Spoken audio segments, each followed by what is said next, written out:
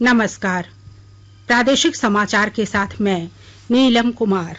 पहले मुख्य समाचार। उपराष्ट्रपति एम वेंकैया नायडू और प्रधानमंत्री नरेंद्र मोदी ने कोविड से लड़ने में राज्यपालों को मुख्यमंत्रियों के साथ सक्रिय सहयोग करने का किया आग्रह। केंद्रीय माध्यमिक शिक्षा बोर्ड सीबीएसई की 12वीं की परीक्षा स्थगित और 10वीं की परीक्षा रद्द। राज्य में कल कोरोना संक्रमण के 3,198 नए मामलों की हुई पुष्टि। कोविड-19 के प्रभावी नियंत्रण के लिए ऑक्सीजन टास्क फोर्स गठित। और मौसम विभाग का पूर्वानुमान, 15 से 19 अप्रैल तक राज्य के कई हिस्सों में बारिश की संभावना। अब समाचार विस्तार से।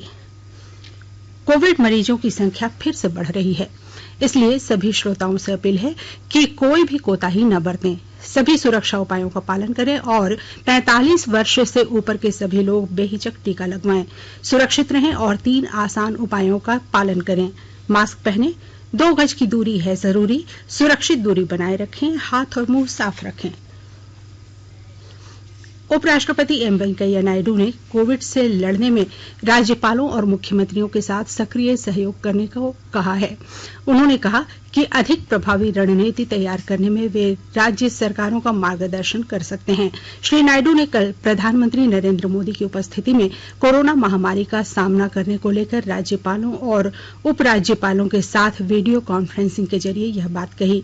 श्री नायडू ने कहा कि शैक्षणिक संस्थाएं, सिविल सोसाइटी संगठन, समाज सेवी और कॉरपोरेट घराने पिछले 1 साल के दौरान महामारी से लड़ने में सक्रिय भागीदार रहे हैं और महामारी की दूसरी लहर में भी उन्हें जोड़ने की आवश्यकता है। उन्होंने कहा कि वायरस के फैलाव को समुदायों के समर्थन से नियंत्रित किया जा सकता है। देश में कोविड संक्रमण के बढ़ते मामलों पर चिंता व्यक्त करते हुए श्री नायडू ने आगाह किया कि इससे स्वास्थ्य सेवा बुनियादी ढांचे पर अत्यधिक दबाव आएगा। उन्होंने उन 10 राज्यों पर विशेष ध्यान देने का आह्वान किया जहां देश में कुल संक्रमितों में से 85% संक्रमण दर्ज हुए हैं और पिछले 14 दिनों में 89% मृत्यु हुई है। उपराष्ट्रपति ने केंद्र सरकार के सभी राजनीतिक मतभेदों को अलग रखकर एक टीम के रूप में एकजुट होकर कार्य करने का आह्वान किया है। उन्होंने सर्वदलीय बैठक बुलाने के प्रधानमंत्री के सुझाव का भी समर्थन किया। बैठक में प्रधानमंत्री नरेंद्र मोदी ने कहा कि सरकार देश में कोविड के टीकों की पर्याप्त उपलब्धता सुनिश्चित करने के लिए प्रतिबद्ध है। उन्होंने इस बात पर जोर दिया कि भारत सबसे तेज 10 करोड़ टीकाकरण करने वाला देश है।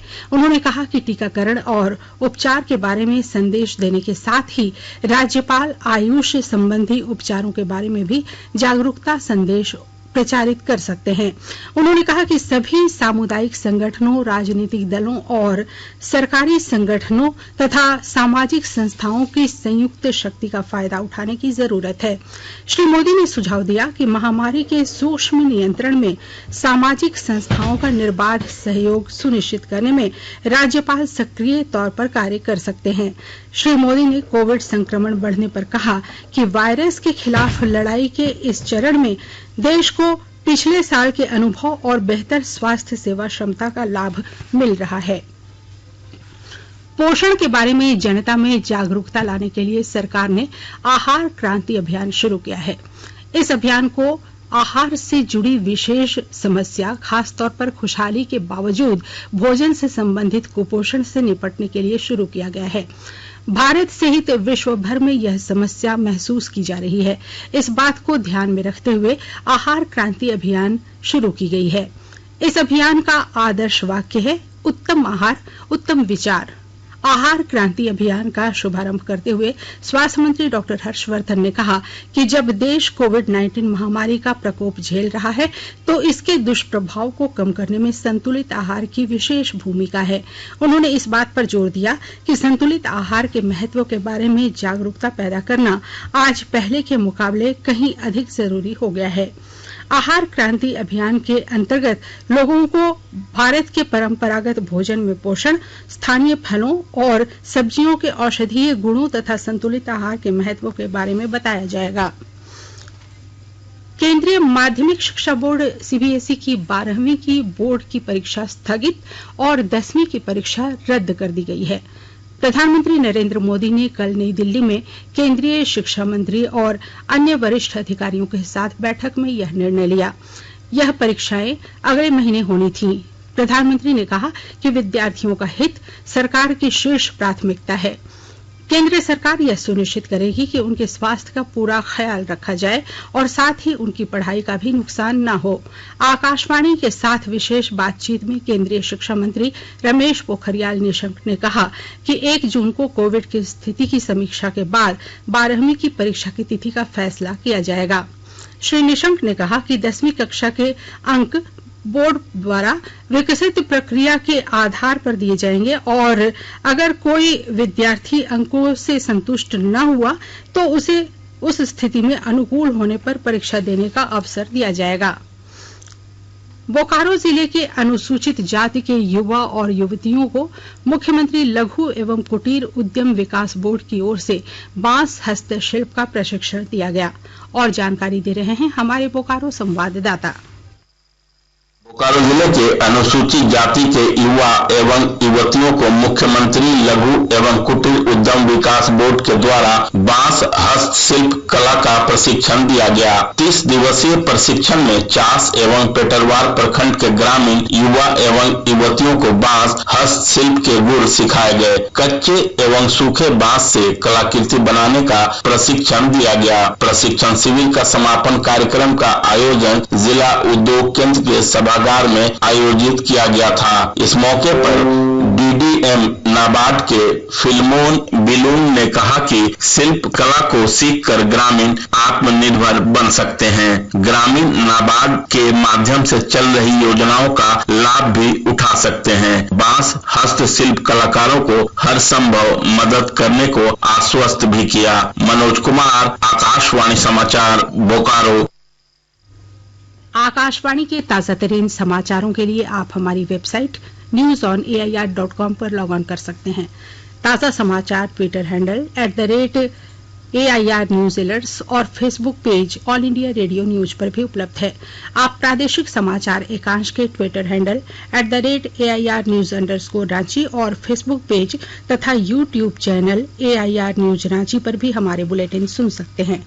प्रादेशिक समाचार आप आकाशवाणी रांची से सुन रहे हैं और अब पेश हैं कोरोना से बचाव के कुछ संदेश। कोविड-19 से बचाव और सुरक्षित रहने के 3 उपाय। मास्क लगाएं, 2 गज दूरी है जरूरी, सुरक्षित दूरी रखें, हाथ और मुंह साफ रखें।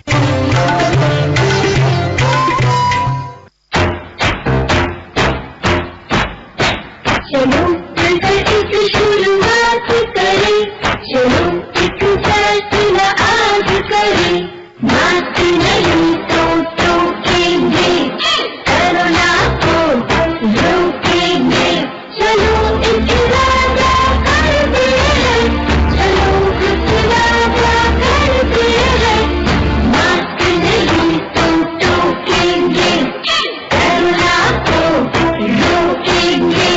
भारत सरकार द्वारा जनहित में जारी।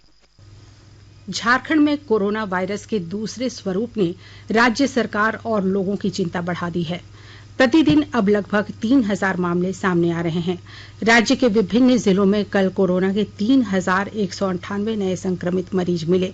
वहीं कल एक डॉक्टर, अधिकारी और कर्मचारी समेत 31 लोगों की मौत हो गई है।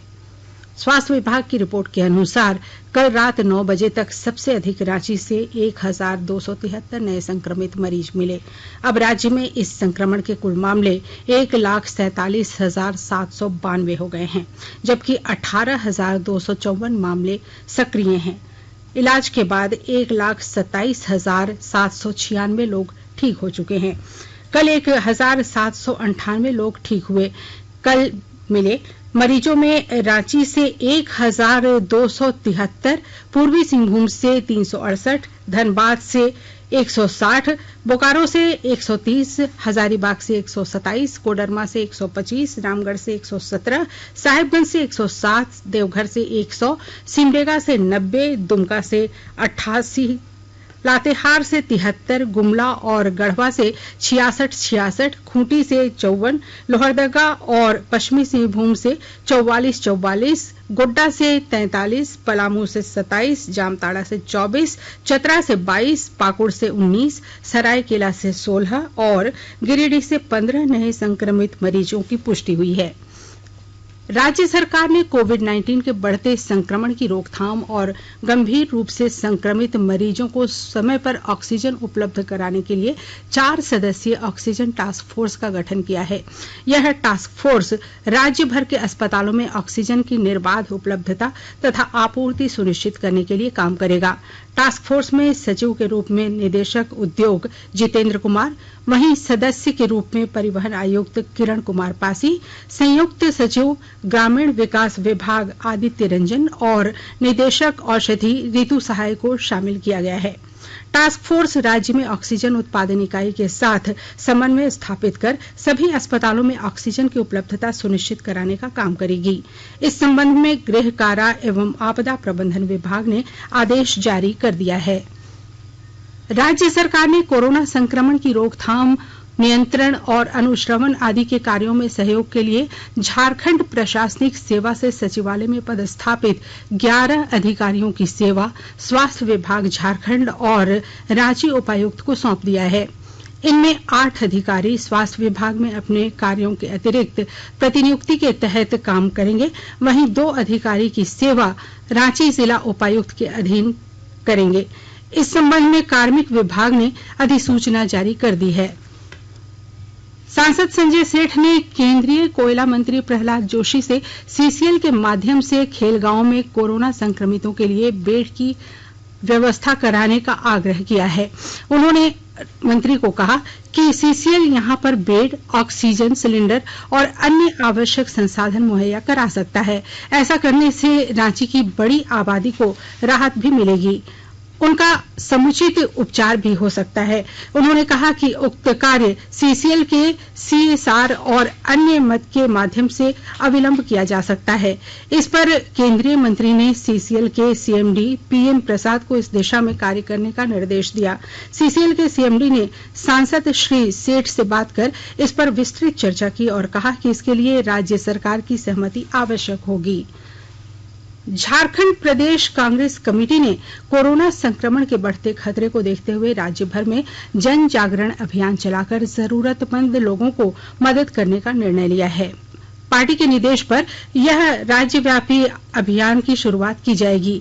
इस संबंध में प्रदेश कांग्रेस कमेटी के अध्यक्ष डॉक्टर रामेश्वर उरांव ने जानकारी दी कि सभी जिलों में होर्डिंग्स लगाए जाएंगे और लोगों से सावधानी तथा एहतियात बरतने की अपील की जाएगी। रामेश्वर उरांव ने कहा कि अभी मिलकर इस संकट से उबरना है। डॉक्टर उरांव ने जानकारी दी कि विभिन्न राज्यों से लौटने वाले लोगों की जांच और इलाज की जिम्मेवारी उसी जिले के सिविल सर्जन को सौंपी गई है। उन्होंने कहा कि बहुत जरूरत हो तभी रांची रेफर करने का निर्देश दिया गया है। मौसम विभाग ने 15 से 19 अप्रैल तक राज्य के विभिन्न हिस्सों में बारिश की संभावना जताई है। विभाग ने बताया कि 15 अप्रैल को राज्य के उत्तरी, दक्षिण पूर्व और मध्य भाग में बारिश होगी। बारिश के साथ तेज हवाएं और थंडरिंग की भी संभावना है। वहीं 16 अप्रैल को उत्तर पूर्वी और दक्षिण पूर्वी भाग में बारिश की संभावना है। विभाग ने जानकारी दी है कि इन 5 दिनों तक 30 से 40 किलोमीटर प्रति घंटा की रफ्तार से हवाएं चलेंगी।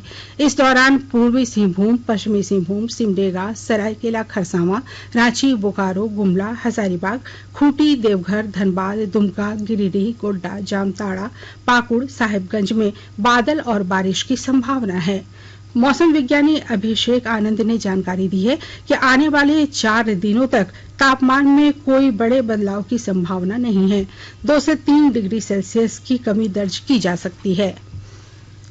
और अब अखबारों की सुर्खियां। राज्य से प्रकाशित लगभग सभी प्रमुख अखबारों ने सीबीएसई 10वीं की परीक्षा रद्द होने और 12वीं की परीक्षा स्थगित होने की खबर को प्रमुखता से प्रकाशित किया है। इसके अलावा झारखंड में कोरोना के यूके और डबल वेरिएंट से संक्रमण शीर्षक से प्रभात खबर ने इसे प्राथमिकता से प्रकाशित किया है। वहीं हिंदुस्तान ने झारखंड में कोरोना के 2 विदेशी स्ट्रेन मिलने की खबर को पहले पेज पर जगह दी है।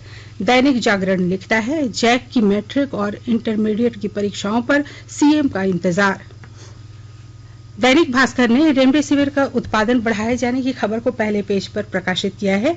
अंग्रेजी में प्रकाशित हिंदुस्तान टाइम्स ने सीबीएसई की 10वीं की परीक्षा रद्द होने और 12वीं की परीक्षा स्थगित होने की खबर को पहली सुर्खी बनाई है।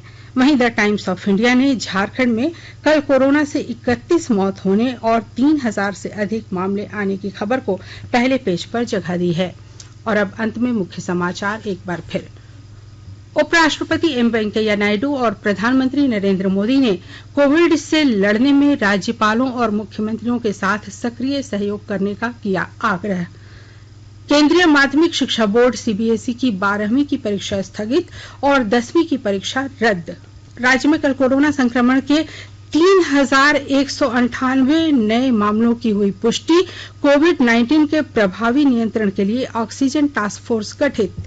और मौसम विभाग का पूर्वानुमान, 15 से 19 अप्रैल तक राज्य के कई हिस्सों में बारिश की संभावना। इसके साथ ही आकाशवाणी रांची से प्रादेशिक समाचार का ये बुलेटिन समाप्त हुआ। नमस्कार। घर में रहिए, सुरक्षित रहिए और सुनते रहिए आकाशवाणी।